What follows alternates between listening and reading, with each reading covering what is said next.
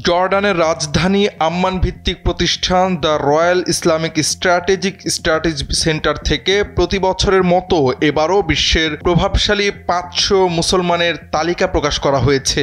স্বাভাবিকভাবেই এই তালিকা নিয়ে বেশ হইচই বিশ্বজুড়ে। এবারও বিশ্বের প্রভাবশালী মুসলিমদের তালিকায় স্থান পেলেন নোবেল বিজয়ী অধ্যাপক ডক্টর মোহাম্মদ ইউনুস। 2024 সালের মতো 2026 সালের the Muslim 500 world's most influential Muslims তালিকাতেও তার নাম উঠে এসেছে গর্বের সঙ্গে। তালিকায় তাকে পরিচয় করিয়ে দেওয়া হয়েছে বাংলাদেশের অন্তর্বর্তীকালীন প্রধানমন্ত্রী হিসেবে। এছাড়া মর্যাদাপূর্ণ এই তালিকায় আরও দুজন বাংলাদেশি স্থান পেয়েছেন। তাদের একজন ডক্টর হামিদা হোসেন, তিনি সামাজিক সমস্যা বিভাগে তালিকাভুক্ত হয়েছেন। ডক্টর হামিদা হোসেন একজন মানবাধিকার কর্মী এবং আইন ও সালিশ কেন্দ্রের অন্যতম প্রতিষ্ঠাতা সদস্য।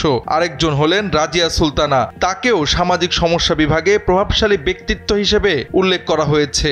রাজিয়া সুলতানা একজন আইনজীবী এবং মানবাধিকার কর্মী, যিনি রোহিঙ্গা জনগোষ্ঠীর অধিকার রক্ষায় বিশেষ করে রোহিঙ্গা নারীদের ওপর যৌন সহিংসতার ঘটনাগুলো নথিভুক্ত ও প্রকাশ করার জন্য বিশ্বব্যাপী পরিচিতি লাভ করেছেন। তিনি ফ্রি রোহিঙ্গা কোয়ালিশনের একজন সমন্বয়ক।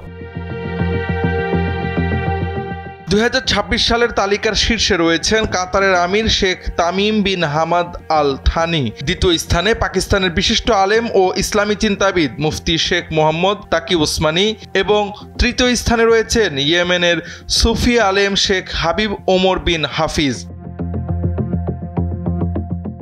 চতুর্থ থেকে দশম স্থানে আছেন ইরানের সর্বোচ্চ নেতা আয়াতুল্লাহ সাইদ আল খামিনি, জর্ডানের বাদশাহ এইচ.এম. আবদুল্লাহ দ্বিতীয়, আল আজহার বিশ্ববিদ্যালয়ের grand Sheikh doctor Ahmad Mohammad আল তাইয়িব, তুরস্কের প্রেসিডেন্ট রিসেপ তাইয়্যিব এরদোয়ান, সৌদি বাদশাহ সালমান বিন আব্দুল আজিজ আল সৌদ, সংযুক্ত আরব আমিরাতের প্রেসিডেন্ট শেখ মোহাম্মদ বিন জায়েদ আল নাহিয়ান এবং মালয়েশিয়ার প্রধানমন্ত্রী আনোয়ার ইব্রাহিম।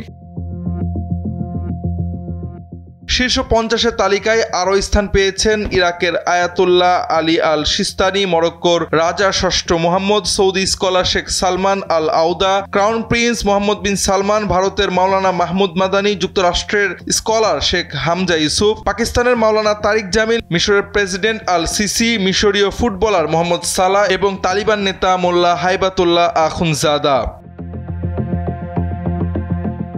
2009 সাল থেকে প্রতি বছর the royal Islamic strategic studies centre বিশ্বের রাজনীতি, সমাজ, সংস্কৃতি ও ধর্মীয় প্রভাবের ভিত্তিতে এই তালিকা প্রকাশ করছে। প্রায় 200 কোটির বেশি মুসলমানের এই পৃথিবীতে ডক্টর ইউনুসের ধারাবাহিক স্বীকৃতি শুধু ব্যক্তিগত সম্মান নয়, এটি বাংলাদেশের বৈশ্বিক পরিচিতিকেও নতুন উচ্চতায় পৌঁছে দিয়েছে বলে মনে করছেন বিশেষজ্ঞরা।